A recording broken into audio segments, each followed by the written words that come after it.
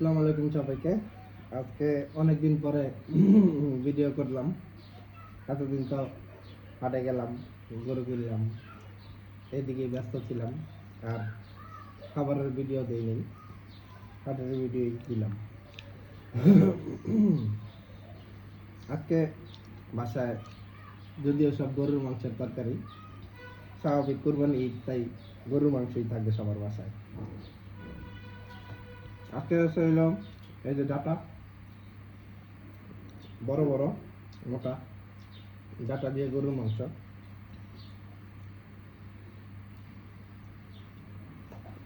Data দিয়ে গরুর মাংস এভাবে কে কে খান আমাদের কমেন্ট বক্সে কমেন্ট করে জানাতে পারেন। আমাদের এখানে আরো আছে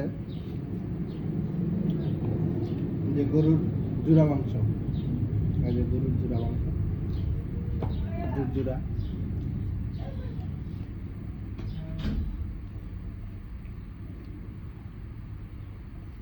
গরুর জুড়া মাংস আমরা খাই।